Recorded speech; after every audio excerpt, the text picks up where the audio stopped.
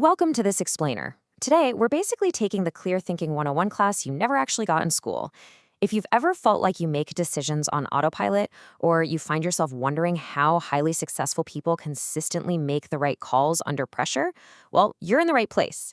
We're going to distill the brilliant frameworks of Parrish, mapping out exactly how to turn ordinary moments into extraordinary results simply by mastering the art of how to make better decisions.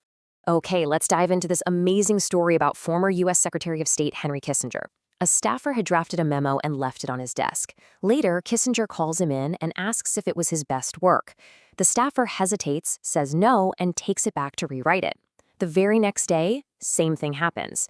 Kissinger asks, "Is this the best you can do?" The staffer takes it back again. Finally, on the third morning, the staffer stands his ground and says, "Yes, indeed, it is my absolute best work." And Kissinger simply replies, "Okay, now I'll read it." This perfectly frames what we're unpacking today, the intense discipline required to actually elevate our thinking. To get there, here's our mental syllabus for today. First, the missing class. Second, the 4 dangerous defaults. Third, setting extraordinary standards. And lastly, your decision-making toolkit. Section 1. The missing class. We often make bad decisions simply because nobody ever taught us how to create the mental space we need to reason. Moving to Section 2, the 4 dangerous defaults. Let's look at how human nature actively works against our success. So, there are 4 biological enemies that literally hijack our brains and ruin our choices: emotion, ego, social, and inertia. Basically, when we lack the mental space to reason, our brains just automatically snap to one of these really unhelpful defaults. Let's zero in on the ego default. The crucial thing here is how our desperate need to feel important totally destroys our effectiveness. I mean, think about empowerment at work, right? Why is it so ridiculously hard to delegate? Because having everyone depend on us for every single decision makes us feel indispensable. The ego default reacts defensively to anything that threatens our self-worth, which completely blinds us to clear thinking and stops us from empowering our own teams. Then there's the social default, which tricks us so easily. Princeton professor Robert George notes that when he asks his students what their position on slavery would have been before abolition, guess what? Every single one claims they would have bravely spoken out, but reality tells a very different story about human behavior. You know, we all like to think we'd boldly stand against the crowd, but the ultimate test of your character is your willingness to non-conform and actually do the right thing. The social default pulls us right back in, because once you dive into what's perfectly described here as the warm water of group acceptance, man, it is incredibly hard to get back out. And of course, we have the inertia default. We constantly fall victim to this, because starting something new is incredibly hard, but stopping something you're already doing, just as difficult. We naturally resist change. We push to maintain the status quo, even when making a change is undeniably the best option for us to make better decisions. Section 3. Setting extraordinary standards. How do champions actually overcome these biological enemies? We hear the phrase best practices constantly in business, right? But if you follow best practices, you are literally aiming for average. Think about it. If you just do what everyone else does, you get exactly the same mediocre results they get. Clear thinking requires completely abandoning the zone of average and instead setting your own personal safeguards and uncompromising rules. To give you an idea of what an uncompromising rule looks like, check out this crazy story. A new CEO walks into a manufacturing plant and finds products that just don't meet his standards. So he takes a sledgehammer to 76 substandard refrigerators, smashing them to pieces right in front of his employees. I know, right? He destroyed 76 units just to prove a massive point about setting an uncompromising standard of excellence.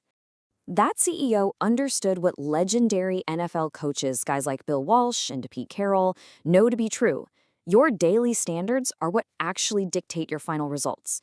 You don't become a champion and then decide to have high standards. No, the rigorous standards of excellence you set today are exactly what will forge you into a champion tomorrow. So, how do you elevate your own standard? Well, you have to master the late Charlie Munger's rigorous rule for thinking. He stated he never allowed himself to have an opinion on a topic unless he knew the opposing side's argument better than they did. Actually, think about that for a second. Imagine how much clearer our decisions would be if we all applied that margin of safety before arguing our own viewpoints. And a huge part of setting this standard requires absolute self-accountability. As Jeff Bezos so bluntly points out, complaining is not a strategy. True clear thinking means taking the world exactly as it is, not as you desperately wish it was, and working within that messy reality to actually solve your problems. Section 4. Your Decision-Making Toolkit. Let's look at the actual tools to implement this in your daily life. The foundation of this toolkit is a matrix that categorizes our choices into two distinct buckets: consequential and reversible decisions. You really need to know exactly where to spend your precious mental energy. Consequential decisions have a massive impact, so they demand deep, careful evaluation. Reversible decisions, on the other hand, they have lower impact. They can be easily undone, so you should just move fast on them. Seriously, don't waste energy overthinking the reversible stuff. Now, for those high-impact, consequential decisions, you protect yourself from bad defaults by setting strict safeguards. First up, define what you value most. Second, create an unbreakable rule to never ever say yes to something important without a 24-hour delay. Just sleep on it. And third, use the principle of firing bullets before cannonballs, meaning test something small before you go all in. Here's how to actually apply that bullets before cannonballs idea in the real world, specifically in hiring. If you want a real margin of safety, you have to stop relying solely on polished resumes. Sure, identify your strong candidates, but then assign them a small test project. Evaluate how they perform in practice, not just on paper. That small test is the bullet that protects you before you fire the giant cannonball of a full-time job offer. And as you're evaluating people, whether it's for hiring or partnering up, keep this in mind. When a highly successful CEO of a massive public company was asked for the single greatest predictor of a person's success, this was his exact powerful answer. How willing are they to change their mind about what they think they know? Honestly, flexibility of thought is the ultimate marker of a clear thinker. Which brings us to our final takeaway. Remember that CEO who smashed the 76 refrigerators? He actually kept that literal sledgehammer in a glass case in the boardroom for the remainder of his tenure, as a physical symbol of the high standards he expected. So I want to leave you with this question to ponder. What physical or mental symbol of uncompromising excellence is holding you and your team accountable right now? Basically, what is encased in your boardroom? Think on that, set your standards, and let's start making better decisions today.